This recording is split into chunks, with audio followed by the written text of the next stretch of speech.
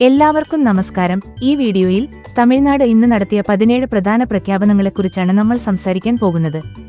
ദയവായി ഈ വീഡിയോ പൂർണ്ണമായും ഒഴിവാക്കാതെ കാണുക. ഈ വീഡിയോയിൽ മഴക്കാലത്തിന്റെ ആഘാതം തുടരുകയാണെങ്കിൽ വിദ്യാർത്ഥികളുടെ ക്ഷേമം പരിഗണിച്ച് ബഹുമാനപ്പെട്ട മുഖ്യമന്ത്രി വിജയുമായി വിശദമായ ഒരു കൂടിയാലോചന നടത്തും.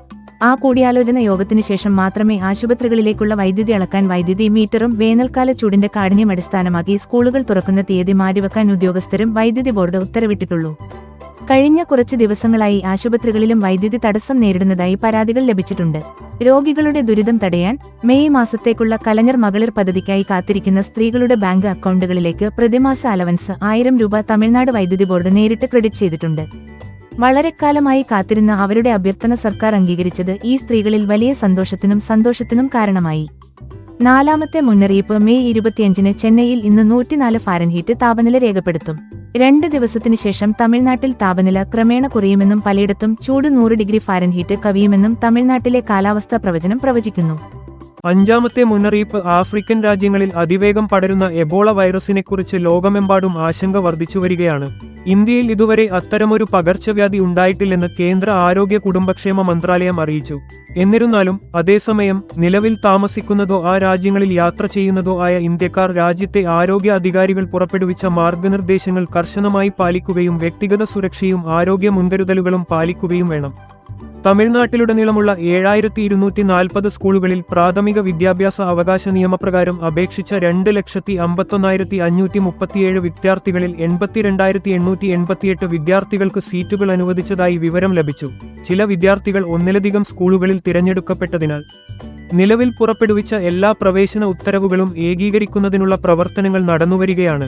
ഇതിനെ തുടർന്ന് ഒന്നിലധികം സ്കൂളുകളിൽ വിദ്യാർത്ഥികളെ തിരഞ്ഞെടുത്തിട്ടുണ്ടെങ്കിൽ രാജ്യത്തുടനീളം കഴിഞ്ഞ 8 ദിവസത്തിനുള്ളിൽ മൂന്നാമത്തെ തവണയും പെട്രോളിന്റെയും ഡീസലിന്റെയും വില വർദ്ധിപ്പിച്ചു. 0.82 പൈസയിൽ നിന്ന് 1 രൂപയും 10 പൈസയും വില വർദ്ധിപ്പിച്ചത് ജനങ്ങളെ വല്ലാതെ ബാധിച്ചു. ചെന്നൈയിൽ 1 ലിറ്റർ പെട്രോളിന്റെ വില 82 പൈസ വർദ്ധിച്ച് 104.49 പൈസയിൽ നിന്ന് 105.31 പൈസയായി.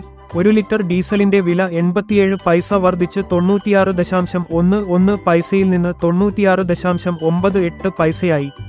നിറവേറ്റപ്പെടാത്ത ആവശ്യം നിറവേറ്റേണ്ടതുണ്ട്. ജൂൺ 23-ന് തമിഴ്നാട്ടിൽ നീറ്റ് പരീക്ഷ നടക്കാനിരിക്കുന്നതിനാൽ വിദ്യാർത്ഥികൾക്ക് പ്രത്യേക വിദ്യാഭ്യാസം നൽകുന്നതിനായി സർക്കാർ എയ്ഡഡ് സ്കൂളുകൾ ഇന്നു മുതൽ തുറന്നിട്ടുണ്ട്.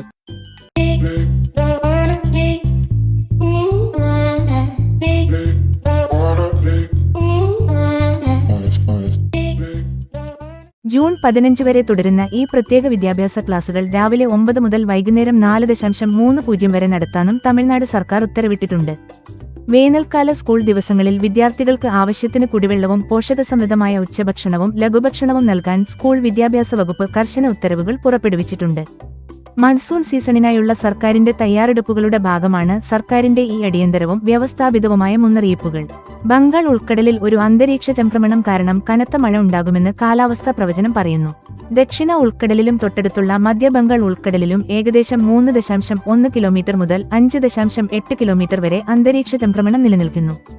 ഇക്കാരണത്താൽ ഇന്ന് മെയ് 25 നീലഗിരി, കുവൈമുത്തൂർ, ഈറോഡ്, തിരുപ്പൂർ, സേലം, ധർമ്മപുരി, കൃഷ്ണഗിരി, തിരുപ്പട്ടൂർ, വെല്ലൂർ, റാണിബേട്ട്, തിരുവണ്ണാമലൈ, കല്ലഗുരി, പെരമ്പലൂർ, തിരുച്ചിറപ്പള്ളി, നാമക്കൽ, കരൂർ, ദിണ്ടിഗൽ, തേനി, മധുര ജില്ലകളിൽ മണിക്കൂറിൽ 40 മുതൽ 50 കിലോമീറ്റർ വരെ വേഗതയിൽ ഇടിമിന്നലും കനത്ത മഴയും ഉണ്ടാകാൻ സാധ്യതയുണ്ട്. 26.26 കുയമ്പത്തൂർ, തിരുപ്പൂർ ജില്ലകളിൽ നീലഗിരി, തേനി, ദിണ്ടിഗൽ, വിരുദുനഗർ, തെങ്കാശി, തിരുനെൽവേലി, കന്യാകുമാരി ജില്ലകളിലെ ഒറ്റപ്പെട്ട സ്ഥലങ്ങളിൽ ഇടിമിന്നലും മിന്നലും ഉണ്ടാകാൻ സാധ്യതയുണ്ട്. റേഷൻ കടകളിൽ സന്ദർശിക്കുന്ന പൊതുജനങ്ങളോട് മാന്യമായും ബഹുമാനത്തോടെയും പെരുമാറണമെന്ന് പൊതുമരാമത്ത് മന്ത്രി ശ്രീ ഗാന്ധിരാജ് ഉദ്യോഗസ്ഥർക്ക് നിർദ്ദേശം നൽകി. അവശ്യവസ്തുക്കൾ സൂക്ഷിച്ചിരിക്കുന്ന വെയർഹൌസുകളിൽ നിന്ന് നിലവാരമില്ലാത്ത ഭക്ഷണസാധനങ്ങൾ വിതരണം ചെയ്താൽ ഒരു കാരണവശാലും ഉദ്യോഗസ്ഥർ അവ സ്വീകരിക്കരുതെന്നും അവ ഉടൻ തിരികെ അയക്കണമെന്നും മന്ത്രി നിർദ്ദേശിച്ചു. സർക്കാർ നിശ്ചയിച്ച വിലയേക്കാൾ 10 രൂപ കൂടുതൽ ഈടാക്കുന്ന ടാസ്മർ മദ്യം വിൽക്കുന്ന കടകളെ തിരിച്ചറിയുന്നതിനായി തമിഴ്നാട്ടിലുടനീളം ഒരു സർവേ നടക്കുന്നുണ്ട്. അതേസമയം പൊതുജനങ്ങൾക്ക് സാധനങ്ങൾ ഉപയോഗിക്കാൻ കഴിയില്ല. കൂടാതെ രാത്രി 10 മണിക്ക് ശേഷം അടയ്ക്കുന്ന കടകൾ ഉൾപ്പെടെ വിവിധ നിയമങ്ങൾ ലംഘിച്ച് പൊതുജനങ്ങളെ വഞ്ചിക്കുന്ന കടയുടമകൾക്കെതിരെ ഉടനടി വകുപ്പുതല നടപടി സ്വീകരിക്കാൻ സർക്കാർ തീരുമാനിച്ചു. ടാസ്മർ കടകളിൽ അധിക ലാഭത്തിനായി മദ്യം വിൽക്കുന്നത് പൂർണ്ണമായും തടയുന്നതിനായി എല്ലാ ഉദ്യോഗസ്ഥരും കടകളിൽ തുടർച്ചയായി മിന്നൽ പരിശോധനകൾ നടത്തുകയും നിയമലംഘകരെ നിരീക്ഷിക്കുകയും ചെയ്യുന്നു. കടകളിൽ തട്ടിപ്പ് കണ്ടെത്തിയ കടയുടമകൾക്കെതിരെ സസ്പെൻഷൻ, ഡ്യൂട്ടി ട്രാൻസ്ഫർ തുടങ്ങിയ കർശന നടപടികളും സ്വീകരിച്ചിട്ടുണ്ട്. തൊഴിൽരഹിതരായ യുവാക്കൾക്കുള്ള ഓൺലൈൻ ജോബ് പോർട്ടലുമായി ബന്ധപ്പെട്ട് മുൻ ഭരണകൂടത്തിലെ പഴുതുകൾ നീക്കം ചെയ്യാനും അവരെ രേഖാമൂലം രജിസ്റ്റർ ചെയ്യാനും നടപടികൾ സ്വീകരിച്ചുവരികയാണെന്നും അദ്ദേഹം പറഞ്ഞു. തമിഴ്നാട് യുവജനക്ഷേമ, നൈപുണ്യ വികസന മന്ത്രി മുഹമ്മദ് പർവേസ് നൽകിയ തിരഞ്ഞെടുപ്പ് വാഗ്ദാനമനുസരിച്ച് തൊഴിൽരഹിതരായ യുവാക്കൾക്ക് സ്റ്റൈപ്പൻഡ് നൽകുന്നതുമായി ബന്ധപ്പെട്ട് പ്രധാനമന്ത്രിയുമായി കൂടിയാലോചിച്ച ശേഷം തീരുമാനമെടുക്കുമെന്നും അദ്ദേഹം പറഞ്ഞു. തമിഴ്നാട്ടിലെ തൊഴിലില്ലാത്ത യുവാക്കളുടെ സമ്പ്രദായം പൂർണ്ണമായും ഇല്ലാതാക്കുന്നതിനായി എല്ലാ സ്ഥാപനങ്ങളിലും ഒരു സർവേ നടത്തുമെന്നും തൊഴിലാളികൾ ജോലിക്കായി മറ്റ് ജില്ലകളിലേക്ക് കുടിയേറുന്നത് തടയാൻ സ്വന്തം ജില്ലകളിൽ വ്യവസായ യൂണിറ്റുകൾ ആരംഭിക്കുമെന്നും അദ്ദേഹം പറഞ്ഞു. പുതിയ വിദ്യാഭ്യാസ സ്ഥാപനങ്ങൾ തുറക്കുന്ന ആദ്യ ദിവസം തന്നെ തമിഴ്നാട് സർക്കാർ വിദ്യാർത്ഥികൾക്ക് പാഠപുസ്തകങ്ങൾ വിതരണം ചെയ്യണമെന്നും പുതിയ വിദ്യാഭ്യാസ പുസ്തകങ്ങളുടെ വിതരണത്തിൽ കാലതാമസം വരുത്തരുതെന്നും അദ്ദേഹം വിദ്യാഭ്യാസ വകുപ്പ് ഉദ്യോഗസ്ഥരോട് നിർദ്ദേശിച്ചു. സ്കൂൾ തുറക്കുന്ന ആദ്യ ദിവസം മുതൽ വിദ്യാർത്ഥികൾക്ക് യാതൊരു തടസ്സവുമില്ലാതെ പഠനം ആരംഭിക്കാൻ കഴിയുമെന്ന് ഉറപ്പാക്കുന്നതിനാണ് ഈ സമഗ്രമായ നടപടികൾ സ്വീകരിച്ചിരിക്കുന്നത്. 14. സ്വർണ്ണ വായ്പകൾക്ക് റിസർവ് ബാങ്ക് പുതിയ മാനദണ്ഡങ്ങൾ പുറപ്പെടുവിച്ചിട്ടുണ്ട്. ചെറുകിട വായ്പക്കാർക്ക് ഇതൊരു സന്തോഷ വാർത്തയാണ്. പുതിയ മാനദണ്ഡങ്ങൾ അനുസരിച്ച് വായ്പ തുകയുടെ 50% 2.5 ലക്ഷം മുതൽ 5 ലക്ഷം രൂപ വരെയുള്ള വായ്പകൾക്ക് വായ്പയായി ലഭ്യമാകുമെന്നും 5 ലക്ഷം രൂപയ്ക്ക് മുകളിലുള്ള വായ്പകൾക്ക് 75% വായ്പയായി ലഭ്യമാകുമെന്നും പ്രഖ്യാപിച്ചു. ഈ പുതിയ നടപടിക്രമത്തിന്റെ ഏറ്റവും പ്രധാനപ്പെട്ട സവിശേഷത സങ്കീർണമായ രേഖകളൊന്നുമില്ലാതെ ഇടത്തരം, ഉയർന്ന വിഭാഗങ്ങൾക്ക് അവരുടെ അടിയന്തര ആവശ്യങ്ങൾക്കായി വളരെ വേഗത്തിലും എളുപ്പത്തിലും സ്വർണ്ണ വായ്പ ലഭിക്കുമെന്നതാണ്. 5ാം ദിവസത്തെ പ്രഖ്യാപനം നടത്തി. സ്കൂൾ വിദ്യാഭ്യാസ വകുപ്പിലെ മുതിർന്ന ഉദ്യോഗസ്ഥരും അധ്യാപകരും എല്ലാ ദിവസവും സ്കൂളിൽ വൈകിയാണ് എത്തുന്നതെന്ന് പരാതികൾ ഉയർന്നിട്ടുണ്ട്. അധ്യാപകർ കൃത്യസമയത്ത് ജോലിക്കെത്താത്തതിനാൽ വകുപ്പുമായി ബന്ധപ്പെട്ടതും പൊതുജനങ്ങൾക്കുള്ള ജോലിയുമായി ബന്ധപ്പെട്ടതുമായ പ്രധാനപ്പെട്ട ഫയലുകൾ മാറ്റി. അതനുസരിച്ച് സ്കൂൾ വിദ്യാഭ്യാസ വകുപ്പിൽ ജോലി ചെയ്യുന്ന എല്ലാ ഉന്നത ഉദ്യോഗസ്ഥരും ജീവനക്കാരും രാവിലെ 10 മണിക്ക് മുമ്പ് ഓഫീസിൽ എത്തണമെന്ന് ഉത്തരവിട്ടിട്ടുണ്ട്. കൂടാതെ ഓഫീസ് ഫയലുകൾ കൈകാര്യം ചെയ്യുന്ന റെക്കോർഡ് ക്ലാർക്കും ഓഫീസ് അസിസ്റ്റന്റുമാരും ഇക്കാര്യം അറിയിക്കണമെന്ന് നിർദ്ദേശിച്ചിട്ടുണ്ട്. കർഷകരുടെയും മൺപാത്ര നിർമ്മാതാക്കളുടെയും ദീർഘകാലമായുള്ള ആവശ്യത്തിന് മറുപടിയായി തമിഴ്നാട് മുഖ്യമന്ത്രി വിജയ് ഒരു സുപ്രധാന ഉത്തരവ് പുറപ്പെടുവിച്ചു. അതനുസരിച്ച് കർഷകർക്കും മൺപാത്ര നിർമ്മാതാക്കൾക്കും അധിക ചെലവില്ലാതെ എക്കൽ മണ്ണ് എടുക്കാൻ അനുവാദം നൽകിയിട്ടുണ്ട്.